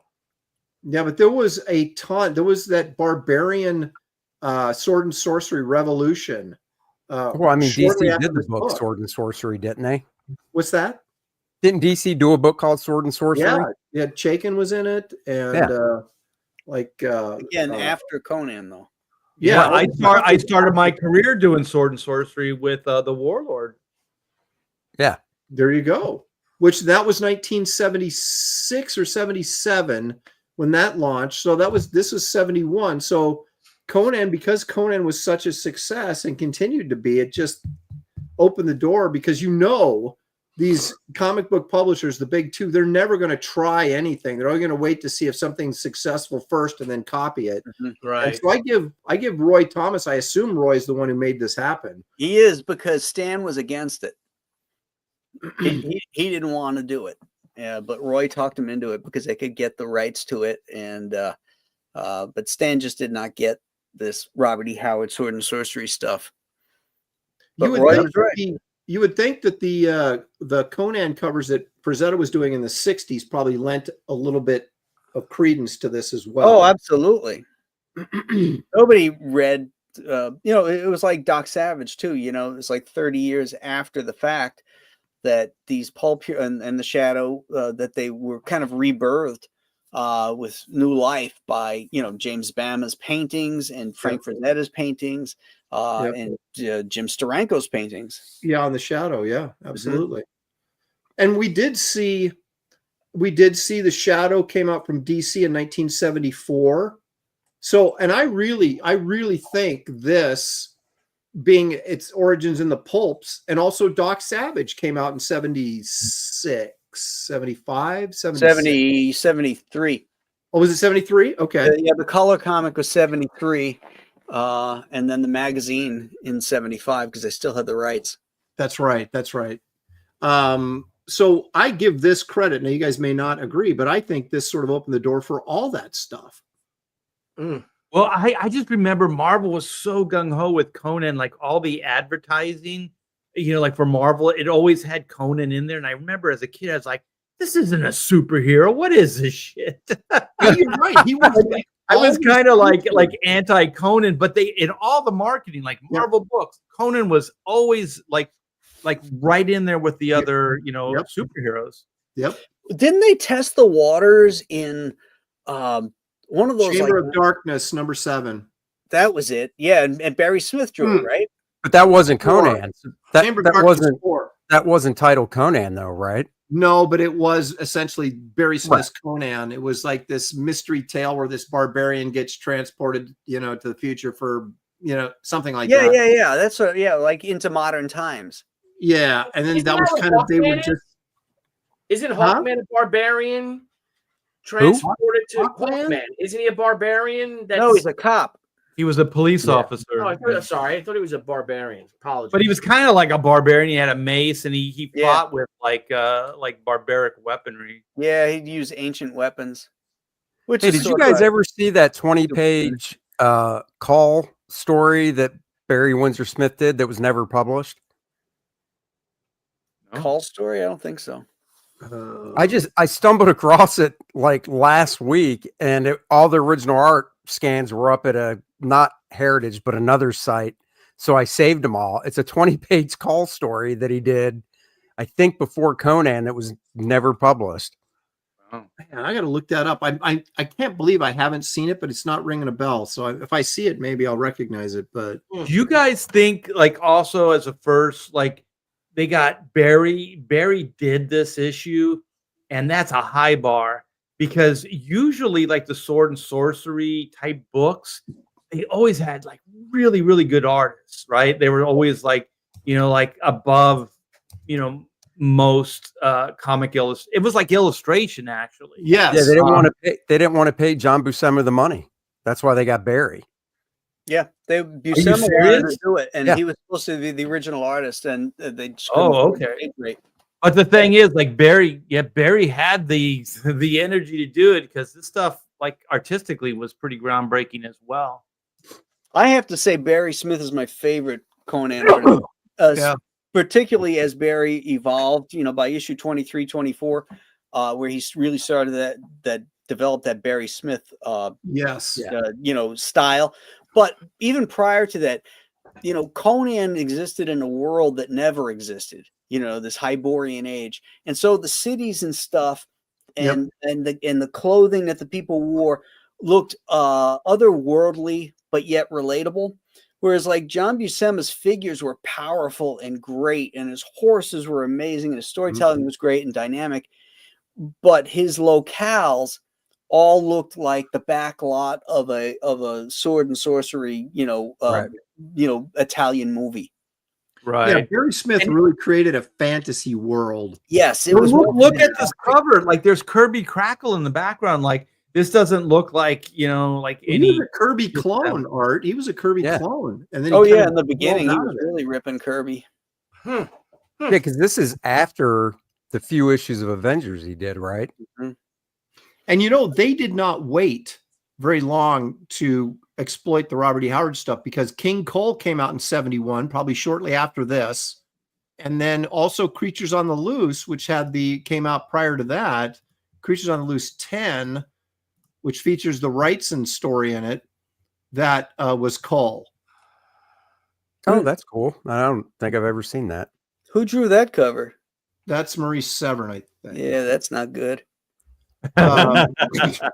That doesn't even look like her thinking style. It's got that really cool Bernie Wrightson story in it, where there's this creature in this cave, and he takes his royal guard with him to defeat this thing, and it's like silence, and so like this growing silence over the land, and he has to kill this thing to return sound back, and the silence is so deafening they're actually in pain. And Wrightson wanted to drain, as the sound went out of the story, he wanted to drain the color out of the story, so it was black and white until Cole was able to destroy this monster and return the sound. And Stan Lee's response was, "We do color comics here. We're not doing that," which pissed off Wrightson. But what are you going to do? I have to read this. Eddie C. Art says Killraven. No, let's not go there. That was 78. But again, even though, what was it? Craig, what was his name? Craig Russell, but Neil Adams did the first one. Yeah, Neil Adams. I know, but when Craig Russell did it, it was freaking gorgeous. Oh, it was great. Yep. Yeah. Well, they also changed that costume. That I don't know which. Did that costume come from that Sean Connery movie? Yeah, Zardoz. Zardon. Horrible. And, we should go back to the gay comics. Yeah, they. I'm using that costume in Escape from Monster Island. Oh, you really? No way. Yeah, we should all use that costume. I can't believe the guy dressed like Killraven. I always thought it was a great name, but I was like, that doesn't reflect the character. That's weird. No. Well, they changed his costume when Craig Russell took over, but someone pointed out, was it you, Graham, that said that it wasn't Craig Russell that redesigned it, but someone redesigned the costume, and it was actually a way better costume that he wore. And Sword and Sorcery, Elric of Melbourne, like Craig Russell. Is that how you say it? Yeah, Melnebity. Melnebity. It's not Melbourne. I thought it was Melnibone, but it's that's the lettering is Melnibone, but Melnibity. Yeah, wasn't it John Romita Sr. that redesigned the Kill Raven? I thought. Who'd you say? Andy? Wasn't it John Romita? Might have been. I swear I can picture a sketch in his style of that new costume, but I don't know. It probably was. He was the art director at the time, and someone. What's pretty amazing is they had the Comics Code Authority at the time, and they didn't catch that. Yeah, they're like, no, that's fine. It's fine. It's okay. If it's good enough for Sean Connery, it's good enough for us. They only saw it in black and white. They assumed it would all be color, not flesh. Oh, that's a way to trick them. Yeah. Jeez. Yeah, that was. And do you remember Alan Davis did a mini? Oh, he did with that original costume, and I bought it because it was like, oh, it's Alan Davis. And it was great. Yeah, he's so good, but it's like such a horrible character. I liked him because he fought like robots, and like the idea and stuff was really cool. Was he on Mars? Where was he? And he fought like the Martians invaded Earth. Yeah, it was the War of the Worlds thing. Yeah. Okay. Because in fact, wasn't that the story that introduced him, War of the Worlds? Yes. That's exactly what it was called. Amazing Adventures number 18. I just saying, I've got a near mint copy of it. I always liked the idea, but the costume was weird. I know. Well, it was Neil Adams, so I bought it anyway. I was like, okay, this costume is. I'm just gonna say right now, Neil might be gay. Oh, damn. Well, did he design that costume? I guess he must have. I guess. I mean, Marcus said looks like Neil Adams creation, so I'm assuming so. Yeah. Well, it does look like a Neil. What Graham was saying. Yeah. What was that? There was some weird thing that looked similar to that he did design for the rock concert thing. Yeah, what was it called? That was Warp. Oh, damn. Warp. Yeah. Yep. I only said it 4 times. Yeah, because Frank Bruner drew some of that stuff. Well, Andy was talking over you. I couldn't hear you. I was saying warp at the same time. Shut up. Okay, but you weren't synced up, so I was getting blah, blah, blah, blah, blah, you know? Yeah, that's what we heard is blah, blah. Yeah, exactly. Thank you, Art. Art's got my back. Okay, is this as significant as I think it is? In terms of for sales record at the time. From that standpoint. Well, also this Spider-Man was crazy dynamic in a way that we had never seen before. But then I wouldn't use this issue. I would go back to the. Yeah, but this is the one that sold a gazillion copies. Right. Yeah. Right. This is like they turned Spider-Man completely over to McFarlane. Yep. And he could do whatever he wanted. And so, I mean, it's significant in that because this is sort of led to Image, didn't it? I mean, then Jim Lee's X-Men. Yeah, excellent point. Agreed. Yeah. Because if this it wasn't, I don't know if it was necessarily a book that did it or just kind of like a time. Like there were speculators coming into the industry. So there was kind of like this shift of money coming into the industry and things like that, because there were multiple books that did really well. I mean, this was like the first one to launch all those things. But I think up to that point, I mean, even before this, books were selling really, really well.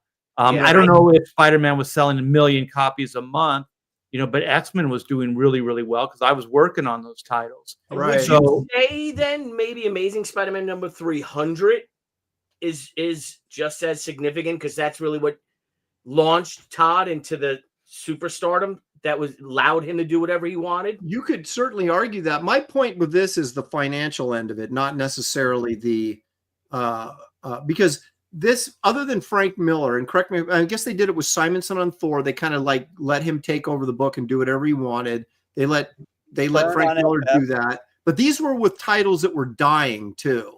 Thor was not doing well. Daredevil was going to get canceled. And so they're like, whatever, you guys do whatever you want. And they turned him into hits.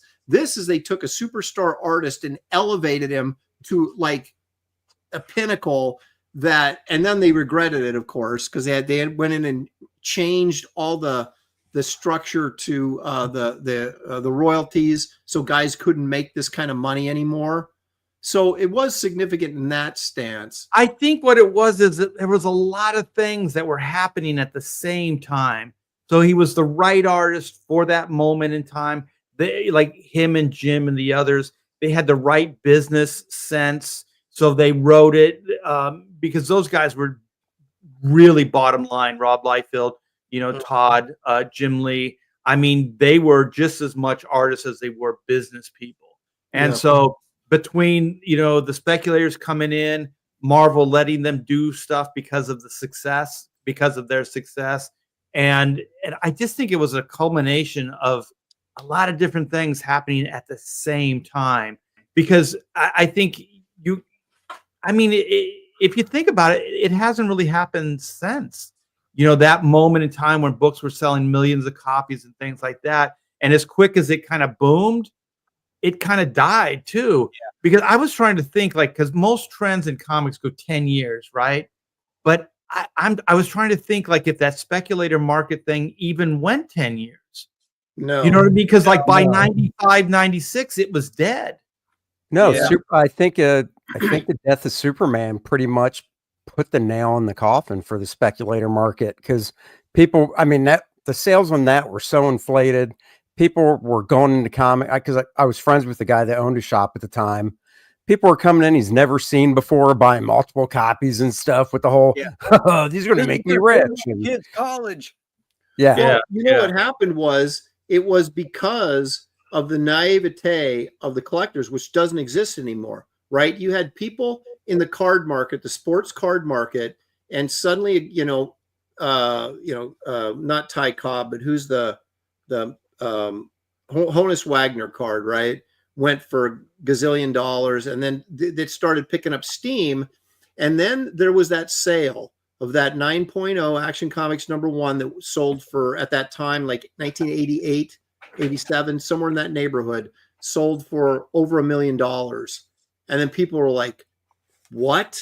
And There's so money in they it. didn't understand why it sold for that much money. They just said comic books, right? And so you got all these guys, card people, flooding into the comics market, buying multiple copies of stuff they thought was suddenly going to be worth millions of dollars. And then Marvel and DC exploiting that with covers and different things like that. And this, right? A brand new Spider-Man #1, you better get it. And, but then people quickly found out that it was fool's gold, and then they all fled the market, and that's what caused the crash, right? So the chances of it ever happening again are slim to none, because people are so aware of collecting and the value of books and what makes them valuable and what doesn't make them valuable, that you're not going to get that naive, 100,000 people jumping in, buying everything because they think. Yeah, and it wouldn't have taken much for them to realize that, because the three criteria would never be met. It's like the collectability was like rarity, condition, and people wanting those books. Yes, demand, right? Yeah, demand was there. It didn't have, the demand really wasn't there, because you were selling 1 million books. So once the initial sales was done, you know what I mean? There was no demand because everybody had a copy. Right. Well, that's true. You had people buying 10, 20 copies a piece that forced those numbers up. And so, where's the audience to actually buy those from you? Can I tell my Death of Superman story? Please. So Debbie worked in Manhattan, and I was doing freelance at home. And I had asked her on her lunch break if she can go in and buy me the Death of Superman comic, Superman #75, right? Oh. So she goes in the city, and she buys it from Jim Hanley's universe. And the guy behind, it was Superman number 75, and the guy behind the counter said, "Well, oh, so if you're buying," she's like, "Can I help you?" He's like, "Yeah, I'm buying this for my boyfriend." He's like, "Oh, well, if you're interested in this, you should check out these books right here."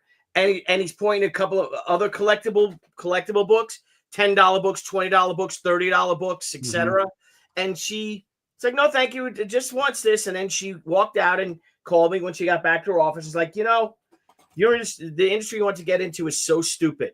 She said, because if he was smart, instead of trying to sell me $20 books, $25 books, he should have said, "Oh, your boyfriend, you're picking up number 75 for your boyfriend. Well, on the shelf right there, we have Superman number 74, 73, 72, 71 for $1.25 each or whatever it was to get him back into comics. You know what I mean? Right. Yeah. She didn't know that I was wanting to be a comic person. I started reading comics. She just thought that someone sent her boyfriend, her boyfriend and his girlfriend in to go buy this book because it's going to be worth something, Right. Mm-hmm. And that was a major problem at that time. It was very telling what they said to her. Again, instead of selling her a book, right, that is worth, that like to get a new fan, they wanted a speculator, as opposed to someone that might have then come in next month and bought Superman number 76 and 77 like that. Right. Well, you had way too many guys running comic shops that just didn't know what they were doing. They just jumped in because they thought, oh, there's big money in this, and they didn't understand anything about selling stuff or growing their audience, or didn't even care probably. And it was a great time because, like, in my area, there were comic shops, and they weren't just like those weird dude comic shops. These were like business guys. They were clean looking. They were like high profile areas.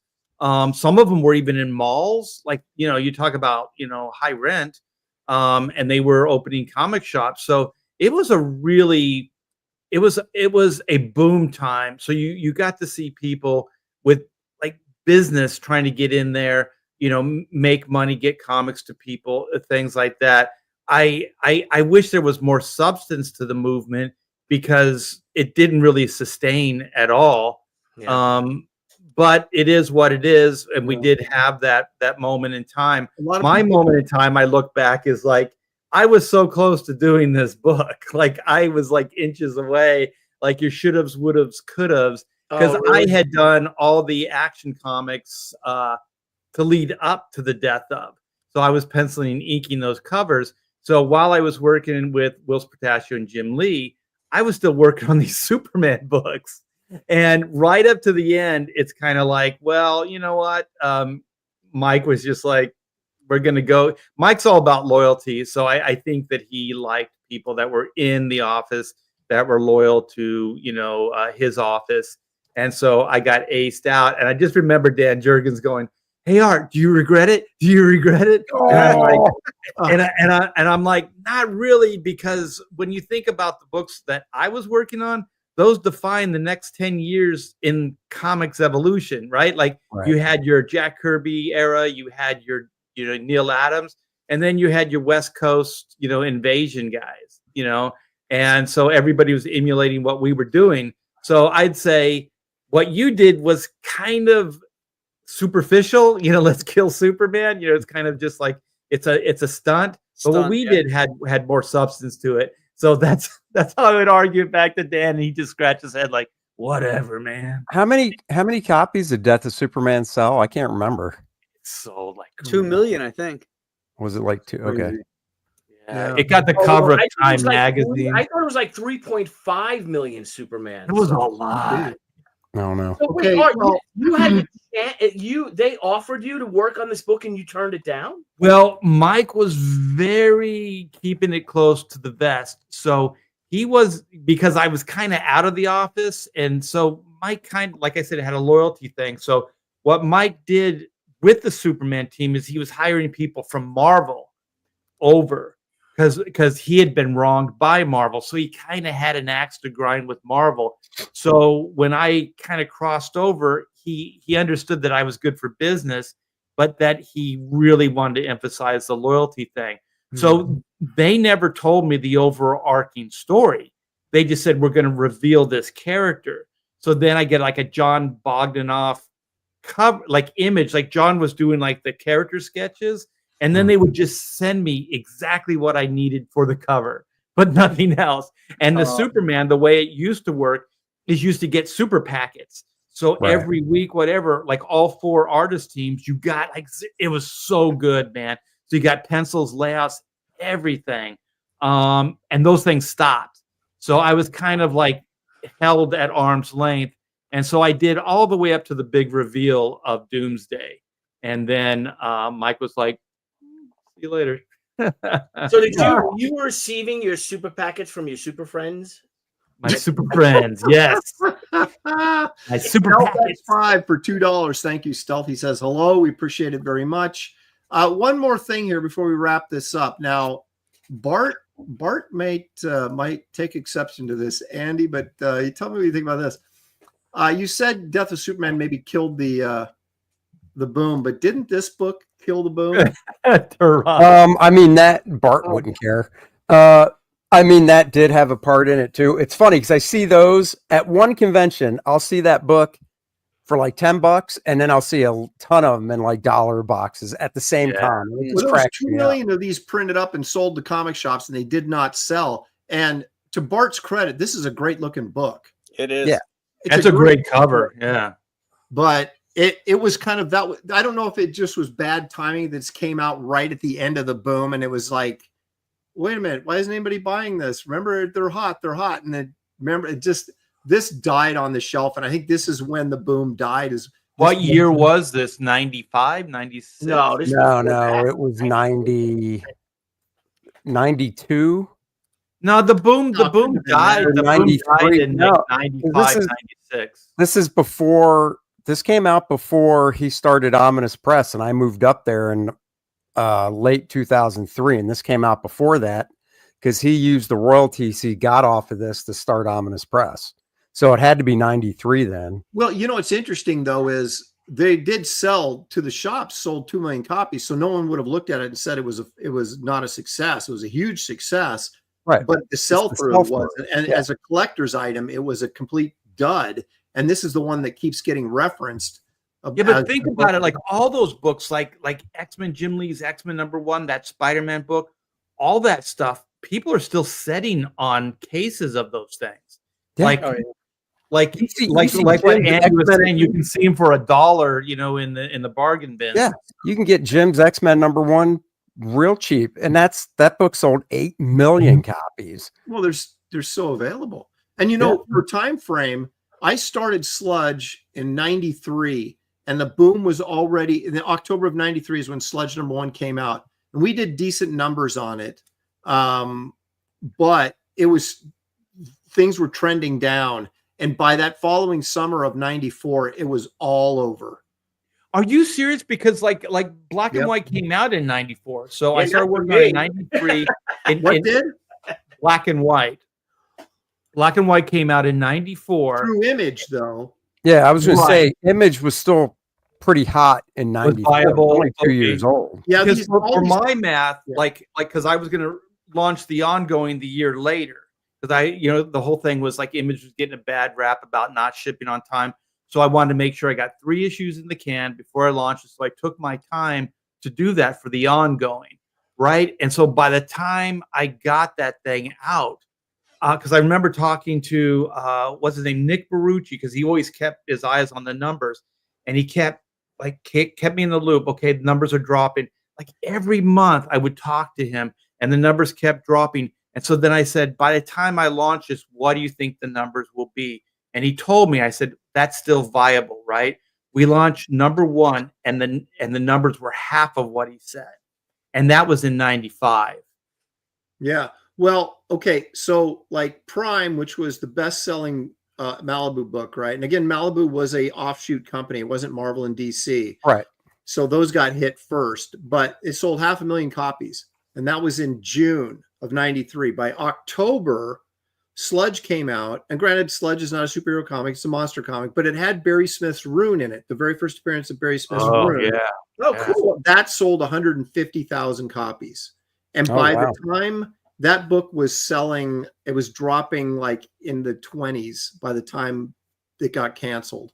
So and what year was that? That was a year later, in June of 94. Malibu went from selling 500,000 copies on its first issues to like 20,000 or less on. Yeah. So maybe Image was a little bit, slow to the game for filling the numbers. Well, people you still had a bunch of popular artists working on that stuff. Right. So it was still, Marvel and DC were still getting some action, but the market was definitely on its way down. We did like 700,000. Yeah, we never did anything like that. We were doing like 200. in 95 into 96. But it was like I said, She, Lady Death, they were, that whole bad girl trend was what they switched to. But we never did anywhere near 700,000 copies. Yeah, but if you think about it, like your take on almost every one of those covers was like $1, right? That was your profit. On those She-books. Well, that's so you what were making. That's what we got back. It's still, right. I had my costs, my printing costs, my sure, all that. But stuff. your bulk profit, without expending what is that called? Money spent, expenditures. Yeah, you were making gross 200K. Like that's you know what else? I know you know this, Billy, is when you get that tally sheet and you see the total and then you see all your deductions, and before you know it, it's like down to like 50K. And you're like, what? I know. Like, son of a bitch. It's like doing Indiegogo. Yeah, because the numbers. Oh my God, look at all this money we made. And it's like, fuck. I got to pay shipping out of that. Yeah. Cha-ching. It cost us for the omnibus $78,000 to print, to ship the omnibus domestically. 78,000? Because I made everyone priority shipping. And I printed it. I had to ship them all priority. God. Yeah, shit happens. But you know what, Aaron? We should get in some Wraith of God. Like let's Wraith of God. Yeah, okay. Let's I want to let everybody know that everybody on this panel has something going on. Art has Black and White. Andy Smith has the sign up for Lilith. Graham has Escape from Monster Island, and Billy has Gay Comics number 35 now. I think you're on, right? What? I'm not even. I just saw smoke come out of Billy's ears. That's out of the bag. I meant She Gate Crasher, and it's fabulous. You'll find links in the description of this video for everybody's campaign. Please, guys, if you haven't backed me up, please go check them out. Remember, Biden's no longer president. Trump is. The economy's turning around. Get in there and buy some indie comics. And I'll share my campaign because that seems to be the new formula for what we do here. But I have Wraith of God 3, Fear Hollow, the Wraith and Esther go up against the Headless Horseman in this their third adventure. I'll just go real quickly here. We've got 4 cover options. That's cover A. Cover B is your EC tribute variant cover there. The 1972 Marvel tribute variant there. And then, of course, Chris Stevens contributed this wonderful painted cover. So these are the options for covers. There's also lots of here's some artwork from the interior. Ooh, look at that. Colored by Jason Wright. Looks fantastic. I love the wrinkles on that robe. I know. Look at that. Very nice. You know what? Jason's like the right colors for this project. Jason and Aaron know their fabrics. Just saying. That's right. But anyway, there's lots of goodies you can order with it. I won't get into all the sordid details, but check out the link in the description. Take you to this campaign and all of the Brofessionals campaigns. Please back early and often, or late and often, but just back. We appreciate it very much. Just back. That's right. We can't do it without you guys, and we greatly appreciate the support that you give us each and every day, not only to our campaigns, but the shows that we do. We all have our own channels on YouTube. If you haven't subscribed, go check them out and subscribe, because we're all bringing you a variety of really well done content. So, and this show, of course, changes every week. The host, next week, it's going to be Andy Smith. This guy right here. And I want to also remind everybody, tomorrow is Graybeard Studio at 2:00 Pacific time. Graham Nolan will be the guest artist, and we have a special guest artist that we hope shows up. So we might have 2 guest artists, where hopefully we will. Check your private chat. Huh? Check your private chat. Okay. Aaron Francis, that is dead. How's he going to go? I had Graham flex a little muscle for me, because Graham's muscles are a little bit bigger, a lot bigger than mine at the moment. But I want you guys to know, I started working out again. Did you hear that challenge? I know. At the moment. Well, Aaron did say he's working out, started working out. So at the moment, I don't know if I can catch Graham next year at this time. But anyway, thank you guys for joining us. Please hit the like and subscribe if you have not done so already. That helps the channel grow. And I think that's pretty much it. So thank you guys. You did a great job. Aaron. Well done. And we will Well see done, you guys next time on the Brofessionals on Andy's channel.